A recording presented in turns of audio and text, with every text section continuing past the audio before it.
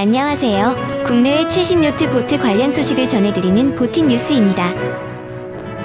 캐나다 최대 보트 파티 포타오크 피섭이 안 좋은 날씨로 인해 소수의 사람들만 참가해 조용히 지나갔다고 합니다. 포타오크는 토론토 아래 5대5 중 1위 5에 있는 섬의 이름이며 피섭은 술 진탕 마시기라는 뜻인데요.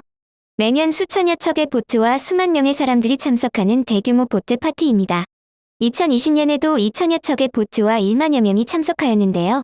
당시 코로나 시국에도 불구하고 개최하여 많은 우려를 자아냈습니다.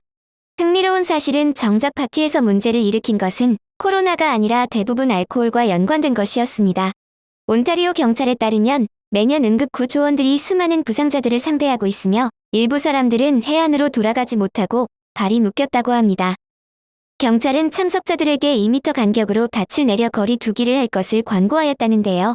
그게 무슨 의미가 있나 하는 생각이 들긴 합니다.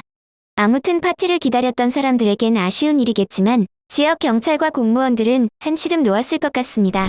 영국의 MAIB의 조사에 따르면 보트에서 일산화탄소 중독으로 인한 사망자가 매년 증가하고 있다고 합니다. 이런 사고는 주로 승무원이 잠든 상태에서 불량 히터나 부적절한 환기 또는 배기 시스템 고장과 같은 결함이 있을 때 자주 발생한다고 하는데요. 추운 겨울이 다가옴에 따라 이런 사고가 발생할 가능성이 높아지고 있습니다. 이를 방지하기 위해 추천드리는 것이 바로 일산화탄소 경보기입니다. 일산화탄소 경보기는 시중에서 비싸지 않은 가격에 쉽게 구할 수 있기 때문에 겨울에는 반드시 구비하는 것이 좋으며 춥다고 해서 환풍구를 가리는 행위는 하지 마시기를 권해드립니다. 아시아 3대 요트 대회이자 우리나라 최대 요트 대회인 이순신장군배 국제요트대회가 17일 통영에서 막을 올렸습니다. 박종원 경남도 경제부지사는 이번 대회가 거센 풍랑을 넘어서 항해하는 요트처럼 온 국민에게 코로나19라는 국난을 극복하는 계기가 되길 바란다고 밝혔는데요. 정작 넘어야 할 거센 풍랑은 내부에 있는 것으로 보입니다. 경남도의회에서는 지난해 요트대회의 보조금 집행 내역이 부실하다고 지적하며 감사가 필요하다고 지적했습니다.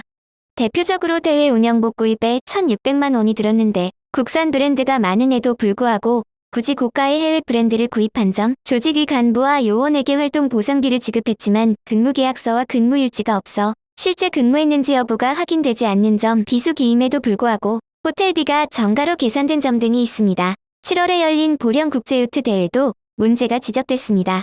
2021 행정사무감사에서 보령 국제요트 대회는 국내 최초 아시아 요트 연맹 공인 국제요트 대회라며 대회를 개최했지만 실상 국내에 체류하고 있는 외국인이 포함된 국내 요트협회 선수들만 참가했다고 지적받았습니다. 요트 대회의 목적은 해양 레저의 보편화를 위한 것이지 자신들만의 잔치를 위해 있는 것이 아닙니다. 수십억의 예산이 소요되는 만큼 부디 앞으로는 투명한 예산 집행을 통해 시민들과 요트인들 모두 만족할 수 있는 대회로 거듭나기를 부탁드립니다. 이상 디스커버 마린이었습니다.